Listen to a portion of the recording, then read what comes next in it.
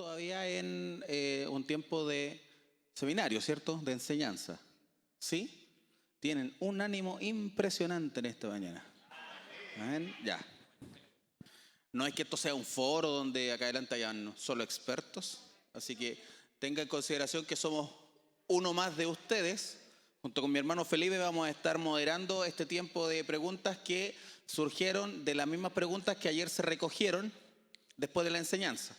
¿Se acuerda que le pasamos un papelito? Bueno, para los que no estuvieron o los que van a ver este video después, ayer durante la enseñanza se entregó un papelito donde las personas podían escribir alguna duda que quedara y en base a eso salieron 10 preguntas que son las que vamos a intentar responder a la luz de la escritura ahora en la mañana. ¿Ya? Así que iniciemos este tiempo dándole gracias al Señor. Amén.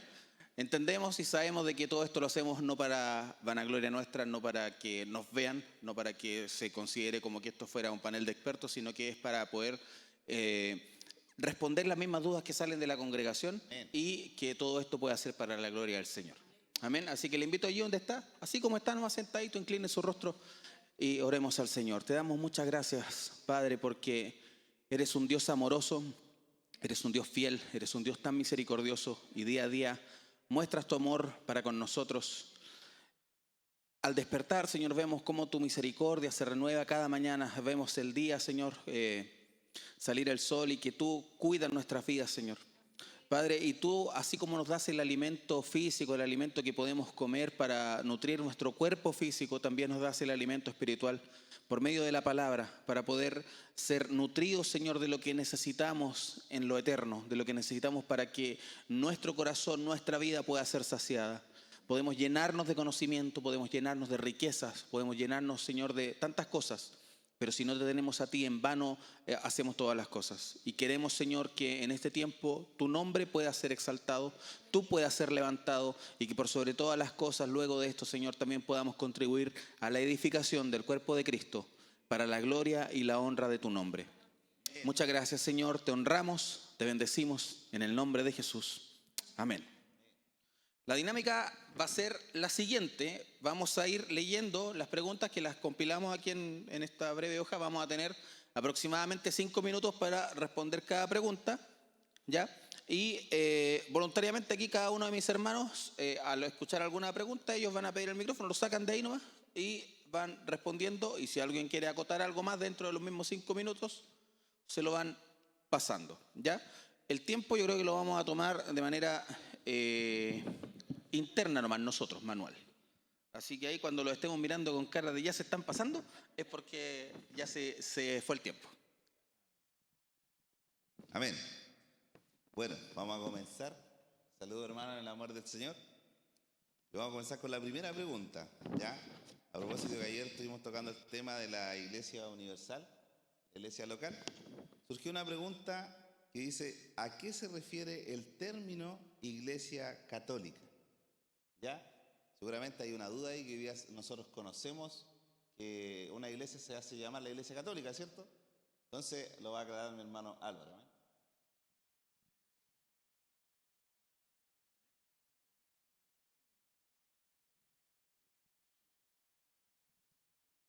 Bueno, hermanos, los saludo en el nombre del Señor.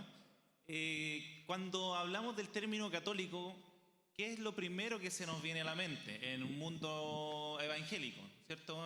Culturalmente nosotros asociamos el término católico a una institución, a una organización, ¿ya? Culturalmente hablando. Pero a través de la tradición y bíblicamente, primeramente, cuando hablamos de católico nos referimos a una iglesia universal. Vamos a la terminología de católico. Católico viene del latín catholicus o del griego católicos, pero con K y con T, con H entre la T y la O, con K de kilo.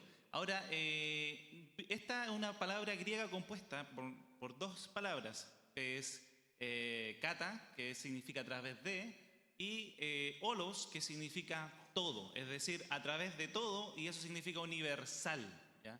Ahora, no fue un término acuñado primeramente por los cristianos, ¿ya? Primero fue utilizado por Plinio, que era un historiador romano, en su libro Historia Natural.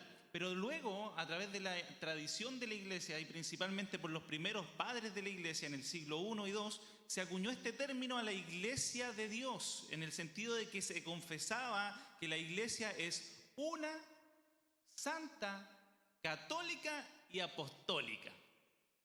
A eso se refiere el término católico. Ahora, como nosotros pensamos y culturalmente la gente dice católico con respecto a la iglesia católica romana, eso no es una iglesia universal, porque el sentido universal habla de todos los santos llamados por el Señor, redimidos por la sangre de Cristo y santificados por el Espíritu Santo, que glorifican al Señor en todo lugar del mundo, no a un solo lugar geográfico. Al decir que la iglesia católica es católica romana, no es católica, porque se está refiriendo a un solo lugar. Es decir, los católicos, ¿qué dicen los católicos romanos? Que ellos están en todas partes del mundo, pero todos pertenecen a una santa iglesia que está ubicada en Roma, un lugar geográfico. Por dicha terminología no puede ser católico, porque la iglesia está en todo lugar y solamente pertenece al Señor Jesucristo. ¿Amén? A eso se refiere el término católico. En ese sentido, todos los llamados, los santos, los que han sido redimidos por la sangre de Cristo y están siendo santificados por el Espíritu Santo, son católicos. ¿Amén? Por lo tanto, nosotros somos católicos. Amén. Pero no apostólico romano, eso es importante. Ya no vas después salir diciendo que somos católicos, en ese sentido. ¿Alguien tiene algo que agregar? ¿No? ¿Quedó clarito, cierto? ¿Sí? Otra pregunta. Aquí alguien pregunta lo siguiente: ¿cómo puedo saber que yo soy parte de la Iglesia Universal? No se peleen alguno de ustedes que quiera responder, ¿no? Hola, hermanos, buenos días. Yo por lo menos estoy nervioso, ¿eh? Primera vez que hacemos este tipo de foro así y de verdad es muy diferente y enriquecedor también. Y la idea es poder llevarlo todo esto a lo práctico, a lo más práctico posible. ¿Ya? Y obviamente algunas personas siempre tienen dudas con respecto a su salvación, con respecto a cómo saber si soy parte de la Iglesia Universal. Bueno, la Iglesia Universal, entendamos que no es una iglesia que tiene un letrero afuera, sino que son todos los creyentes que están en todo lugar del mundo que han creído en el nombre del Señor. Por lo tanto, ¿cómo yo sé que pertenezco a la Iglesia Universal? Nosotros cuando bautizamos, entregamos un certificado de bautismo, digámoslo así. Pero hermanos, eso no nos certifica a usted que usted es una persona que realmente ha nacido de nuevo.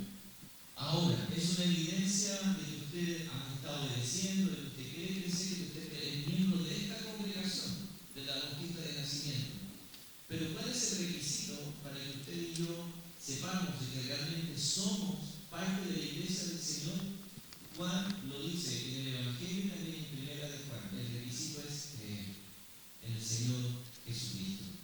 Y Juan en los dos escritos dice: esto les escribo para que crean y para que sepan que tienen vida eterna. Hermano, una persona tiene que estar consciente, tiene que estar convencida en primer lugar de quién cree. Debemos saber y declarar con toda convicción, no como poesía solamente, no como algo que suene bonito: yo sé que mi Redentor vive. Amén. Debemos declararlo consciente y convincentemente, y que nuestro corazón no dude de él. Nosotros creemos. Sabemos en quién hemos creído y sabemos lo que Jesús hizo por nosotros. Amén. Y sabiendo quién es Jesús y creyendo en Él y depositando toda nuestra confianza en Él, Juan dice que ustedes creyeron, ahora deben saber de qué, que tienen vida. Amén. Y teniendo esa convicción, hermano, somos parte de la iglesia del Señor. Amén. Quiero complementar a lo que dice el pastor, que justamente la fe en el Señor Jesucristo es lo que a uno le permite, por la fe, entrar en el reino del Señor y ser parte de la iglesia. No obstante, también la pregunta decía: ¿cómo puedo saber yo?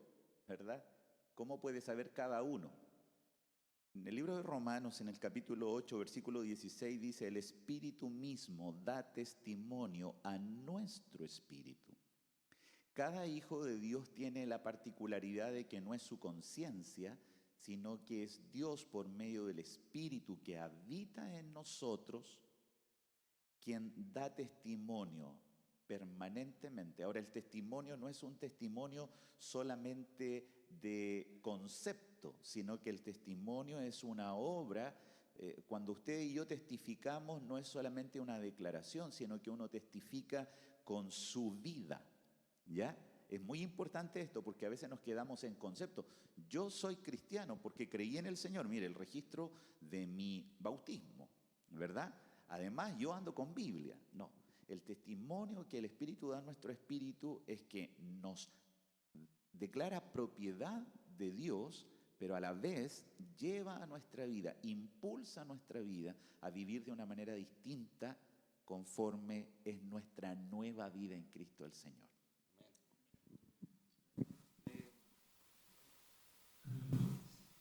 Agregando a lo que decía el hermano, yo creo que está claro la evidencia de que uno pertenece a la Iglesia Universal, lo que respondió el hermano, pero también una evidencia que manifiesta que uno pertenece a la Iglesia Universal, que también participa de la Iglesia local.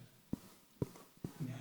Porque todo creyente, ¿cierto?, es injertado en la vida y participa de la familia de Dios y comparte y tiene comunión con los redimidos por el Señor. Entonces esa también es una evidencia de que uno pertenece a esta Iglesia Universal porque participamos continuamente y perseveramos contra todos los demás redimidos en las comunidades locales. Amén. Amén. Le quedaban 3 segundos, pero ya. Bueno, ahora definimos, ¿cierto? Igual dentro de las posiciones se definió que cada uno de nosotros somos iglesia, ¿cierto? Y de eso mismo surgió una pregunta que dice: ¿cómo debemos decir? ¿Vamos al templo? ¿Vamos al culto? ¿O de qué forma? ¿Quién va a comenzar?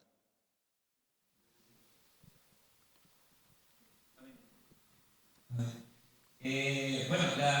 la forma en que se plantearon también la pregunta son maneras correctas de poder decir y hacer ver, ¿cierto?, que en el uso de algunas palabras nosotros manifestamos que lo que decía, compartimos con la comunidad local. Cuando nosotros decimos vamos al culto, literalmente estamos diciendo que venimos a reunirnos para rendir culto al que es digno de nuestra adoración. Cuando decimos vamos al templo, que eso también en algunas comunidades también como que lo ven, no, porque el templo es un lugar santo. Y se tiende a utilizar esto de no puede decir vamos al templo porque usted también es templo del Espíritu Santo.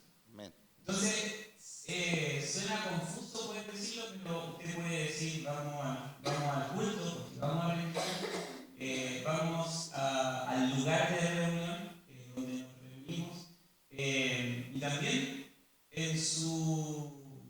y de hecho nadie dice vamos a la iglesia, y espero que sea así, lo pensamos bien, nadie dice vamos a la iglesia pensando que este edificio es la iglesia.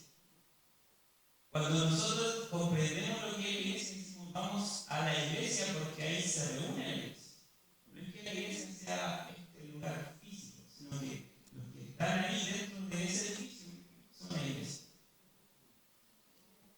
Sí, el problema surge, hermanos, cuando hay una dualidad.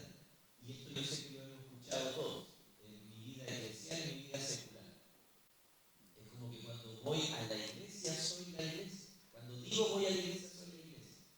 Pero consulta, lo conversábamos ayer. ¿Dónde está la iglesia? Bueno, dependiendo del predicador, pero ¿dónde está la iglesia el domingo a las 2:30, 3 de la tarde? ¿Dónde está la iglesia el domingo a las 3 de la tarde? O el lunes a las 10 de la mañana.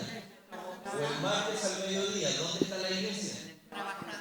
La iglesia está trabajando. La iglesia el domingo, esperemos, 2:30, 3 estemos almorzando, ¿verdad? El domingo en la tarde, algunos durmiendo siesta. Pero la iglesia no está acá. Y el domingo, hoy y el lunes, martes, miércoles, jueves, viernes, no puedo decir la iglesia no está. La iglesia está. La iglesia sigue haciendo lo que tiene que hacer esos días de la semana. Por lo tanto, el problema surge cuando hay una dualidad de vida. Y la gente asimila una dualidad de vida. Esta es mi vida personal, esta es mi vida secular. No, seguimos siendo iglesia. Amén. El doctor en su consulta sigue siendo iglesia. El hermano Jaime en su trabajo sigue siendo iglesia. El Lino en Chillán haciendo clases. Es la iglesia, es un hermano de la iglesia haciendo clases. Y así todos nosotros somos la iglesia, digamos así, que se dispersa en la semana para hacer distintas actividades, pero seguimos siendo iglesia. Amén. ¿Alguien más va a agregar algo? Solamente decir que a veces la confusión se genera porque somos bíblicos, ¿cierto? Entonces, como en la Escritura se menciona que Jesús fue al templo, Pedro y Juan fue al templo. Entonces nosotros, como nos declaramos bíblicos, decimos nosotros también vamos a ir al templo. Pero es justamente el lugar de reunión, ¿verdad? No obstante, la iglesia tiene la particularidad de ser cada uno de nosotros de manera individual e integrada, ¿ya? Es decir, cada uno de nosotros donde estamos somos iglesia, como decía el pastor, pero también cuando nos reunimos somos la iglesia del Señor integrándonos, relacionándonos en comunión para honrar al Señor. Sí. Hermanos, esto no queremos que dé pie para decir, como soy iglesia donde sea, no me interesa o no necesito reunirme. No, la reunión de la iglesia es vital. Amén. Es vital para el crecimiento de cada uno de los integrantes de la iglesia. Por lo tanto, no puedo decir, porque lo he escuchado, de que no, yo soy iglesia donde quiera que esté, y como eso es correcto. Pero es incorrecto el por qué lo dice. La motivación de no reunirse y de no venir a congregarse es desobediencia. Y desobedecer es un mandato escritural de no dejar de congregar. La reunión de la iglesia es vital para la vida de cada integrante de la iglesia. Amén. Amén. Así que como lo diga usted, no se sienta mal. Le vamos a entender y su hermano también le va a entender. Pero recuerda aquí lo que se ha expuesto. La diferencia está en qué sentido lo dice usted. Amén. Amén. La siguiente pregunta. Alguien preguntó por ahí. ¿Los miembros de la iglesia deben diezmar? No se peleen, no se peleen. No, sí, no nos peleamos, no nos peleamos. Bueno, nosotros ayer conversamos respecto a este tema, que la Biblia históricamente se divide en Antiguo y Nuevo Testamento, ¿verdad? Y en el Antiguo Testamento, y esto lo vamos a decir de manera bien general, porque queremos responder con el seminario que vamos a hacer en el mes de julio al respecto, ¿ya? Pero simplemente voy a dar un concepto general, un spoiler, dicen acá, bueno. En el Antiguo Testamento el diezmo era considerado el impuesto que Dios definió, para que la nación de Israel pudiese sustentar cada uno de los costos que implicaba el reino de Israel, ¿ya? Entonces era un impuesto. Cada uno de los israelitas debía pagar ese impuesto, que acumulado significaba incluso en algún tiempo 23%, ¿ya? Eso es lo que en el Antiguo Testamento se generaba. Pero en el modelo del Nuevo Testamento surge el concepto de ofrenda voluntaria. Y ustedes recordarán que en segunda a los Corintios, cuando el apóstol Pablo justamente habla al respecto de este concepto, habla que cada uno dé como propuso en su corazón. Como propuso en su corazón. No con tristeza ni por necesidad. Porque Dios ama al dador alegre. Y si ustedes se dan cuenta, proponerse es muy distinto a un concepto de obligación como era en el Antiguo Testamento. ¿Entienden? Antiguo Testamento impuesto que cada uno del pueblo de Israel debía cancelar, y en el Nuevo Testamento viene este concepto de ofrenda voluntaria. Esto nosotros lo vamos a señalar como algo general, pero lo vamos a aclarar más adelante. Cada uno, por favor, siéntase tranquilo con el concepto que actualmente usa para entregar su ofrenda al Señor. Sea este un diezmo, sea este una ofrenda voluntaria, cualquiera sea este concepto, la palabra del Señor sí indica que debemos generar entre cada uno de nosotros una ayuda mutua, por la cual obviamente esto se da por los dineros o cualquier otro elemento que nosotros queramos dar para la bendición de la iglesia. No se olvide que en Hechos capítulo 2 dice que la iglesia tenía todas las cosas en común y aún llegaron hasta vender sus propiedades para suplir las necesidades de los que necesitaban.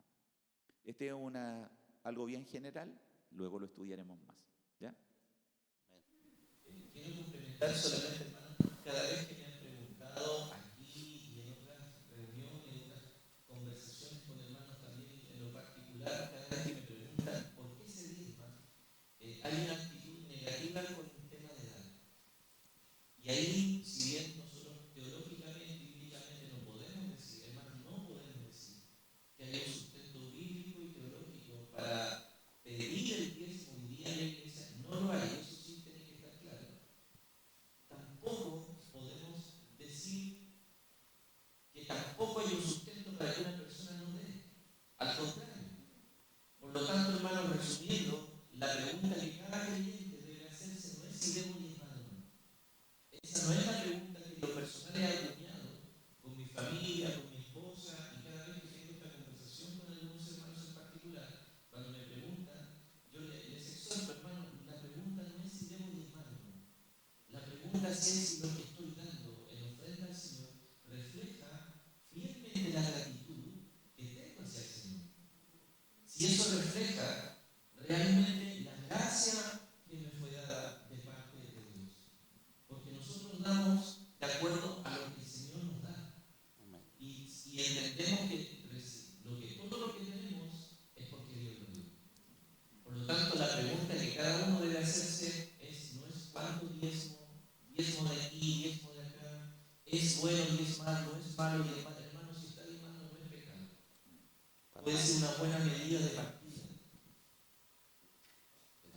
Sí, puede ser una buena medida de partida, puede ser una buena manera de orden para ordenar mis finanzas en la casa. Hermano, no es pecado eso. Pero debemos preguntarnos de verdad de corazón, ¿amamos al Señor? ¿Hemos recibido todo de gracia de parte del Señor? Lo que estoy dando, tanto en dinero, en tiempo, en todo lo que soy, ¿refleja esa gratitud al Señor?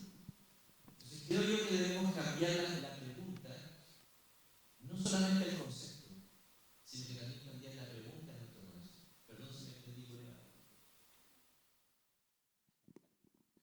El que siembra escasamente, escasamente también segará. Y el que siembra abundantemente, abundantemente también segará. Concluyo con eso. Amén. Yo creo que esto lo vamos a profundizar, como dicen los hermanos, en julio, y allí se van a exponer ciertos más textos bíblicos del Antiguo Testamento.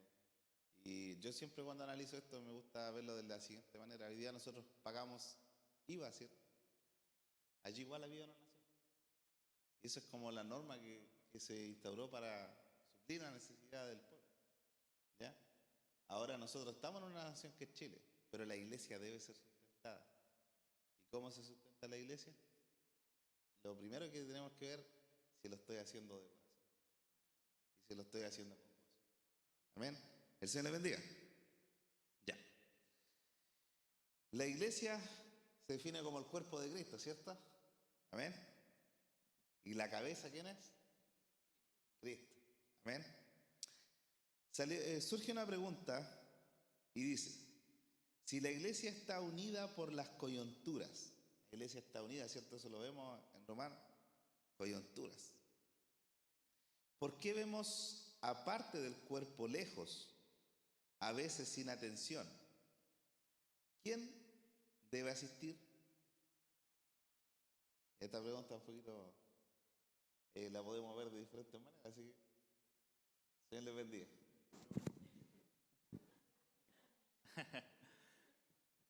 Bueno, la Escritura dice que en 1 Corintios capítulo 12, verso 12, porque así como el cuerpo es uno y tiene muchos miembros, pero todos los miembros del cuerpo, siendo muchos, son un solo cuerpo, así también Cristo. Versículo 14.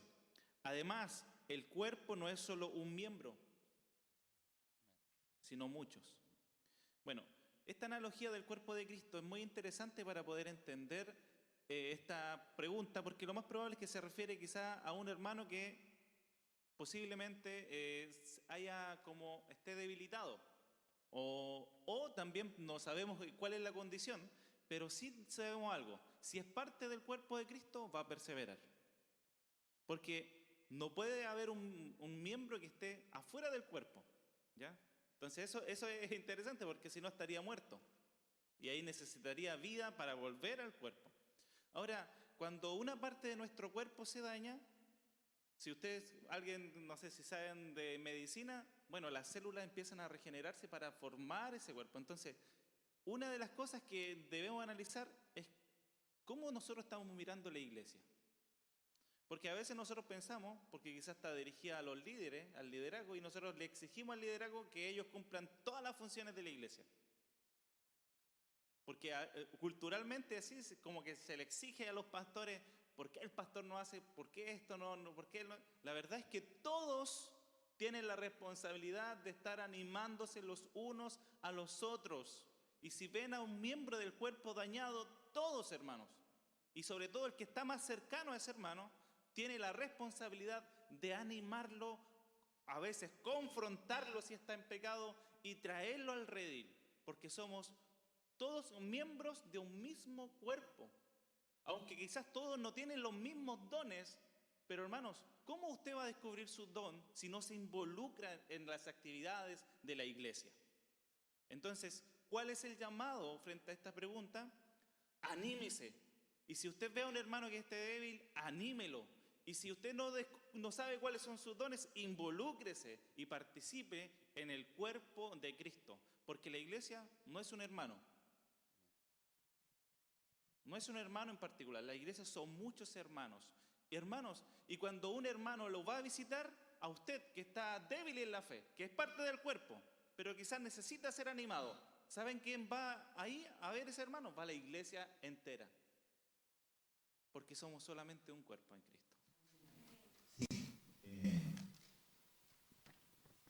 El cuerpo de Cristo no se desmembra, ¿me entiendes? A mí me gustó en una oportunidad que oía a un hermano que predicaba: el cuerpo de Cristo no tiene prótesis. ¿Sí? Es importante ese concepto, porque la prótesis se pone cuando se utiliza y se saca cuando no se utiliza.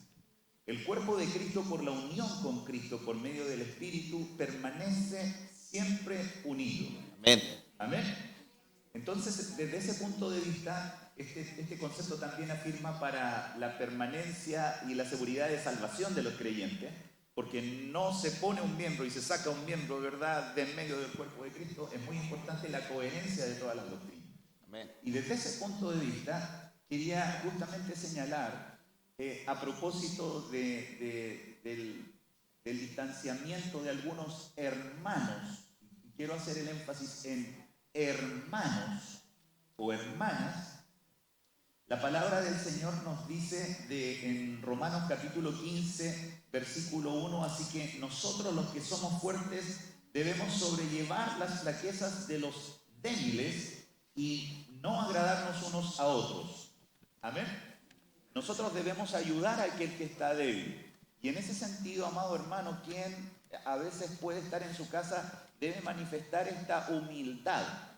Yo creo que un fuerte no se queda en casa, porque un fuerte es guiado por el Señor para bendecir a otros.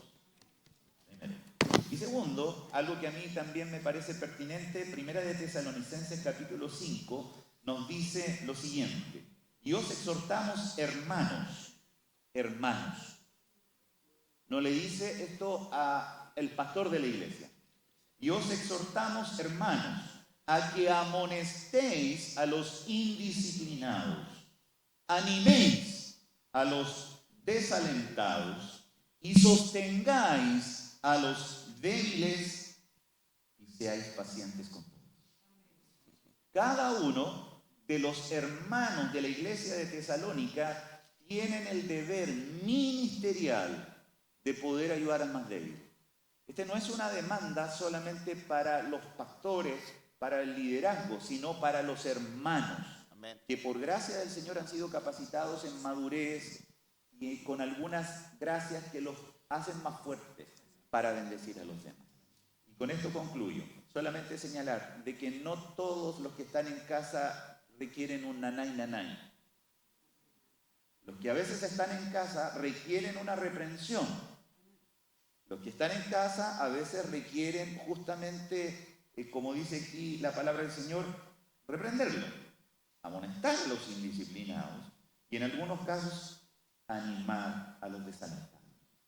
Son distintas condiciones. El pastoreo no es solamente, hermano, ir a buscar porque todos piensan que los que están en casa son perniquebrados. No, a veces se requiere un poquitito más que tomarlo en brazos. Así que Dios nos bendiga con esa gracia. Quisiera extender un poquito más, hermanos, en la respuesta. Solo complementar lo que dicen los hermanos, completamente de acuerdo con ellos. Cada carta, cada texto que nosotros acabamos de leer es Pablo quien escribe no al liderazgo, a la iglesia. Si usted va a la primera y segunda Tesalonicenses, que es el versículo que leyó el hermano, en la introducción dice Pablo a la iglesia. Y en el versículo les exhortamos, hermanos. Solamente aclarar eso, que la labor de cuidado es de todos. ¿Ya? Ahora, eso no significa de que nosotros no tengamos que hacer algo y dejar que el hermano que está por allá simplemente haga. Y aquí anoche conversábamos también de que nosotros tenemos que asumir ciertas responsabilidades, pero todos asumir responsabilidades, incluyendo al hermano que está lejos, incluyendo a la hermana que está lejos.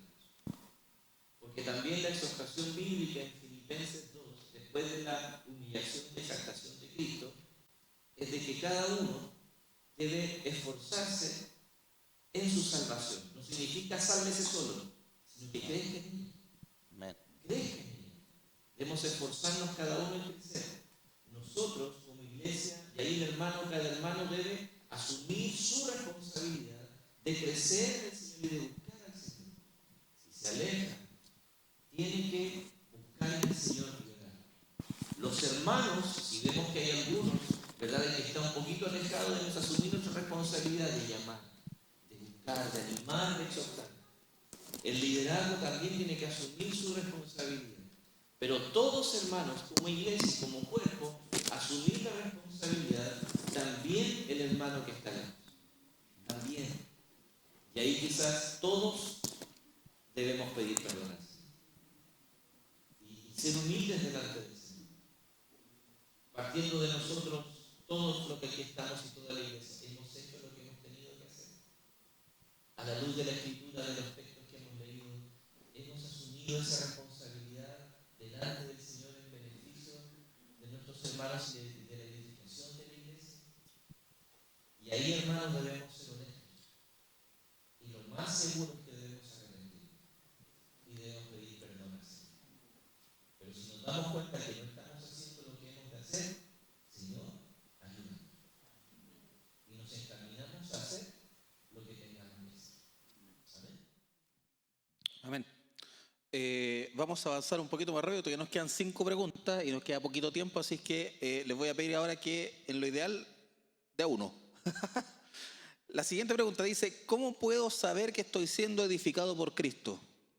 Bueno, la Escritura, y lo dijimos ayer, si Cristo es el edificador, sí o sí, aquel que pertenece al cuerpo de Cristo está siendo edificado. Eso como punto base.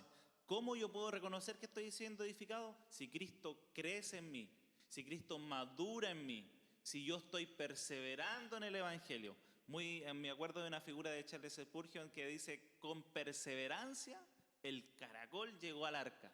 Hermano, nosotros somos aquellos caracoles, algunos van corriendo, otros van lentitos, pero van avanzando.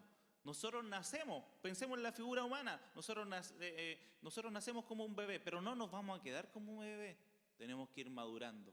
Entonces, ¿cómo saber que estoy siendo edificado? Es que estoy permaneciendo y siguiendo las pisadas de Jesús. Como muy bien dice el apóstol Juan en 1 de Juan capítulo 2, verso 6. El que dice que permanece en él debe andar como él anduvo. Hermanos, ese es el modelo. Crecer, madurar, ¿no es cierto? Y perseverar. Amén.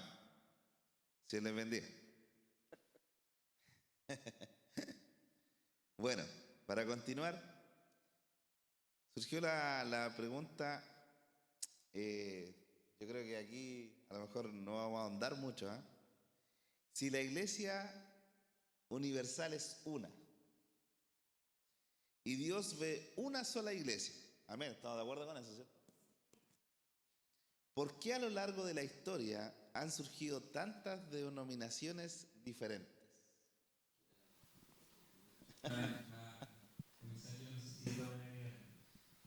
Bueno, a lo largo de la historia de la iglesia, en el primer siglo, la palabra se predicó siempre con el mismo mensaje, el mensaje del Evangelio.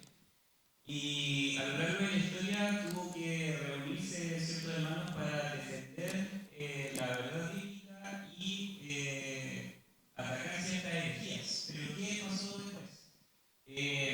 Por causa del pecado y del orgullo del hombre, la iglesia fue fragmentándose. Ahora, no quiere decir que la iglesia universal esté dividida. ¿Ya? La iglesia universal es, como dijo nuestro hermano, es una, es santa, es católica y apostólica. ¿Ya? Pero por causa de hombres y el orgullo del pecado que hay en el corazón del hombre, muchos de ellos abrazaron ciertas enseñanzas y las pusieron por sobre lo que una iglesia, que es el señorío de Cristo. Y lo vemos hoy en día, hay muchos líderes que dicen que esta es mi congregación, como que se ríen de todos los hermanos que participan, o también hay ciertos grupos que hacen crecer congregaciones, ¿cierto? Sacando hermanos de una congregación y llevándolo a otra. Pero yo le voy a mencionar un ejemplo bastante práctico que va en contra de lo que es el orgullo del hombre, de ese sentido de pertenencia y de querer mi iglesia y la iglesia que sea conforme a lo que yo quiero y como a mí me gusta. Cuando nosotros entendemos el valor de quién es Cristo y su mensaje, eso es lo esencial dentro de la iglesia, independientemente de lo que a mí me guste, lo que yo quiera o lo que yo sienta. Y en vez de dividir el cuerpo, y es así que no está dividido, el cuerpo de la iglesia es una. En vez de dividir, ¿cierto? Yo voy a unirme con hermanos que hablen lo mismo, porque el mensaje es uno.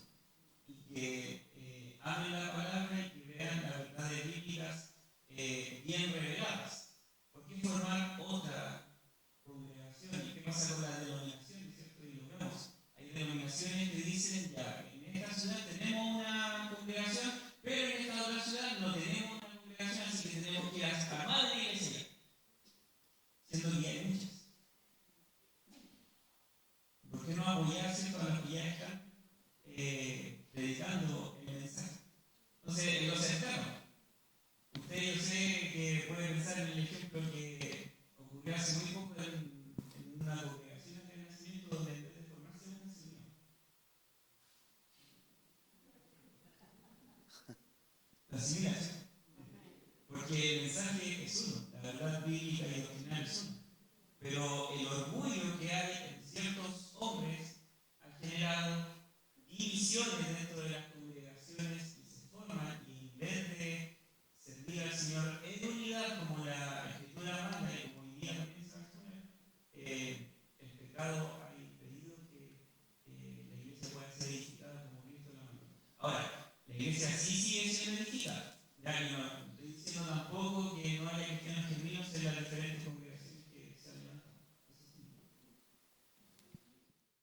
Yo quisiera solamente aclarar, porque quedé pensando, cuando dijeron que la iglesia era una, ¿cierto? ¿Se entiende? La iglesia es una, que es comprada por Cristo.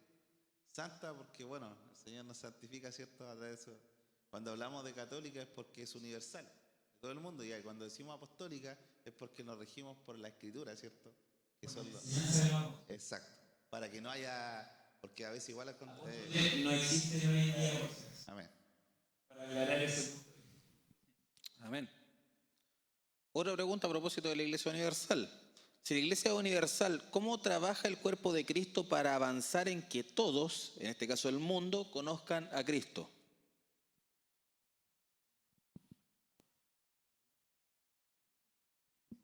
¿Lo puedes repetir, por favor? Si la Iglesia es universal, ¿cómo trabaja el cuerpo de Cristo para avanzar en que todos, el mundo, conozcan a Cristo?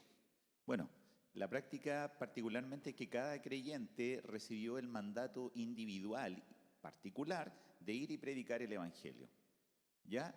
En virtud de eso, cada uno de nosotros, en el momento de conversión, y si fuimos enseñados por la enseñanza apostólica, va a venir a nuestro corazón, Mateo capítulo 28, en donde dice, toda autoridad me es dada en el cielo y en la tierra, por tanto, id y haced discípulos a todas las naciones, bautizándolos en el nombre del Padre, del Hijo y del Espíritu Santo, y aquí yo estoy con vosotros todos los días hasta el fin del mundo. Si todas las cosas fueron enseñadas por cada uno de nosotros, que ese es nuestro deber como ministros del Evangelio, tenemos, por ende, que impulsar en cada creyente la participación y proclamación del Evangelio. ¿Ya? Esto se hace, y lo dijeron delante nuestros hermanos, y lo dijo ayer los hermanos que exponían, que nosotros debemos participar en una iglesia local. ¿Ya? No se olvide de eso. Nosotros somos pertenecientes a la iglesia universal, no la que está arriba en la cruz, sino a la iglesia católica, ¿ya? No la que está en Pinto con... No, la iglesia católica, apostólica, de la cual nosotros somos parte. ¿Ya? Y tenemos ese mandato de ir y predicar el Evangelio. Y eso lo hacemos de manera integrada. No se olvide que nuestra unión es espiritual. Y por lo tanto, en la manera de que nosotros lo estamos haciendo, están algunos otros proclamando el Evangelio. Me llama mucho la atención que hoy día nosotros tengamos en medio de la iglesia una familia hondureña. Y si ustedes conocieran el testimonio de este hombre, de cómo conoció a su esposa, ellos se conocieron predicando el Evangelio y en la red empezaron ellos a ver que tenían un común interés y este era evangelizar. Ahí tenemos un ejemplo, ¿ya? Hay hartos ejemplos aquí en este momento. Así que simplemente así podemos también nosotros ser partícipes de llevar este Evangelio y proclamar a través de los dones y gracias al mundo entero. ¿Ah? Ahí el aspecto práctico, de la dicotomía que se hablaba de la vida secular y la vida cristiana. Recuerde que usted cuando es iglesia en el trabajo, allá también participa de la misión, de evangelizar. Usted habla del Evangelio a sus colegas, cuando se da la oportunidad en la calle, en cualquier lugar, usted debe compartir el mensaje del Evangelio. No, ¿cierto? Quizás esperar instancias donde públicamente la iglesia va, ¿cierto? Y anuncia el mensaje, que también se debe hacer, pero el llamado para compartir el Evangelio es de cada discípulo. Entonces, si yo soy discípulo, tengo que ir a hacer más discípulos.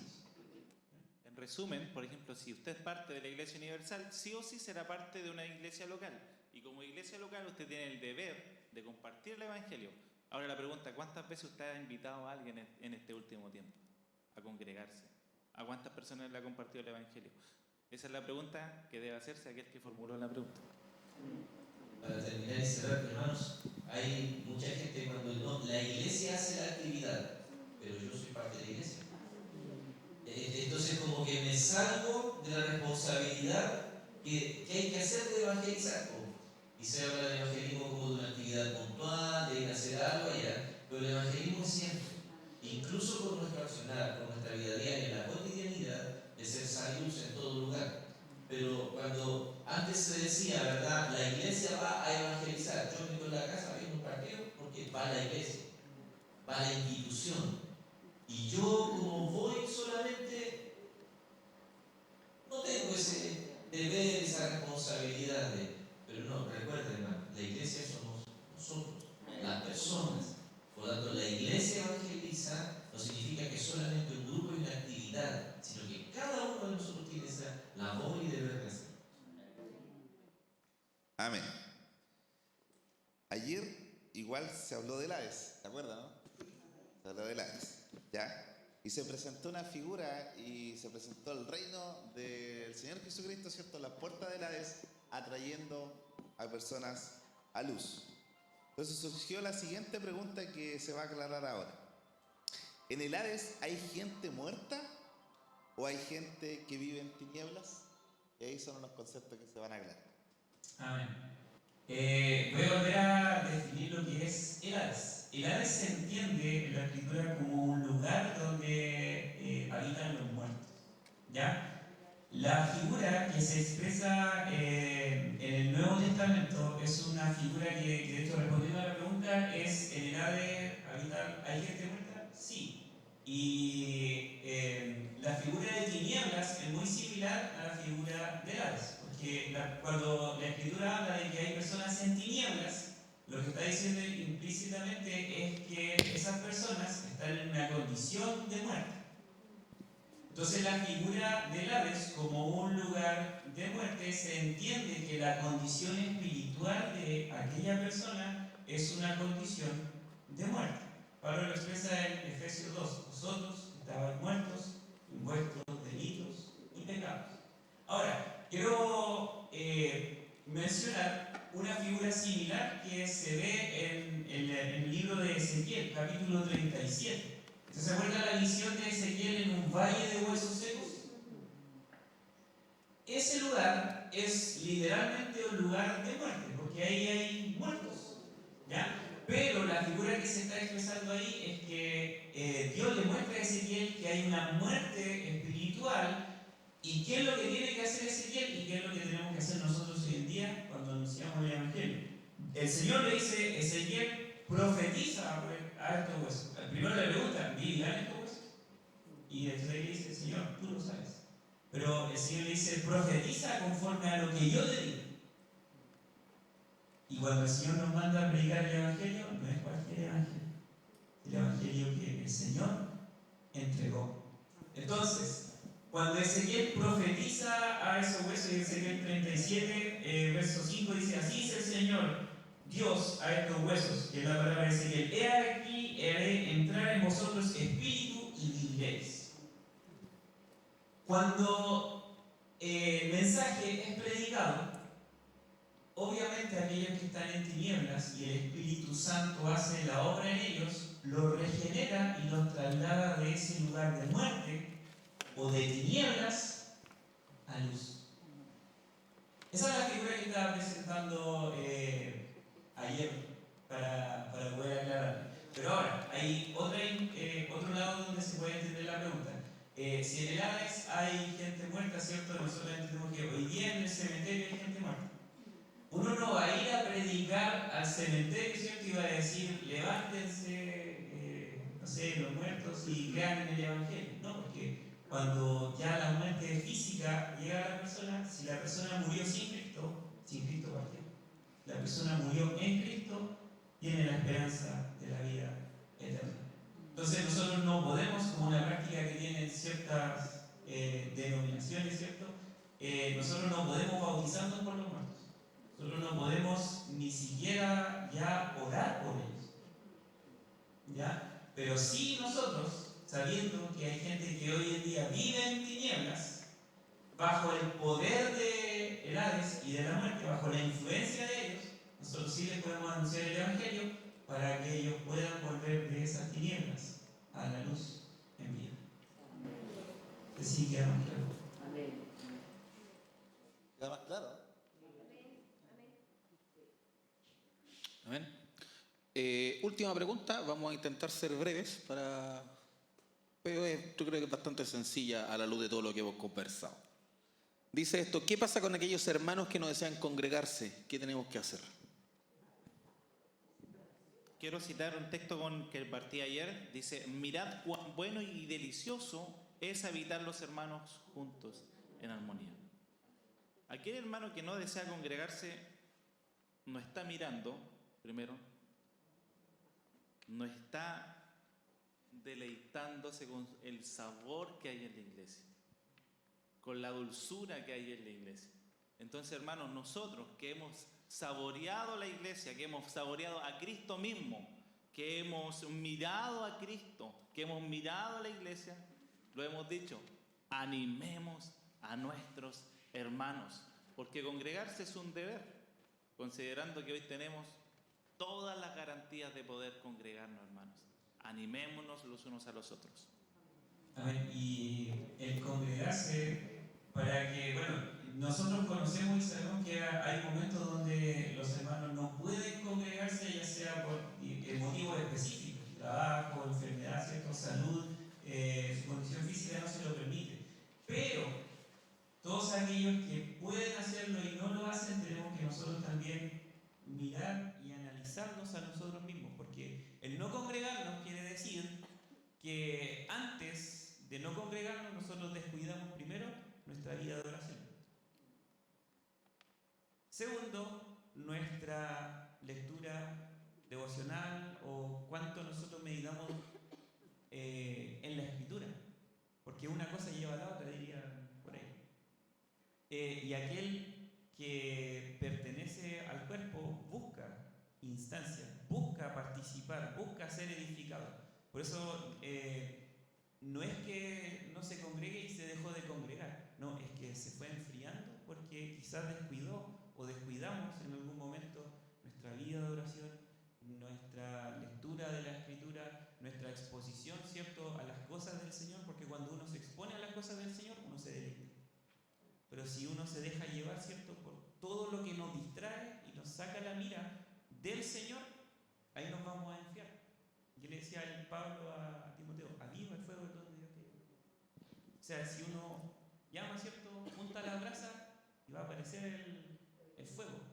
Pero eso también, ¿cierto?, parte por una responsabilidad personal que se mencionaba antes y nosotros también de animar a los hermanos.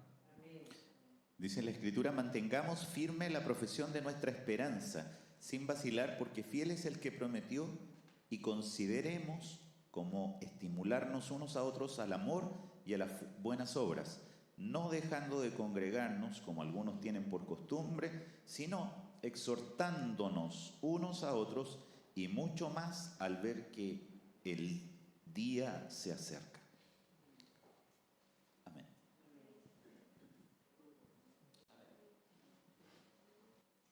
Amén.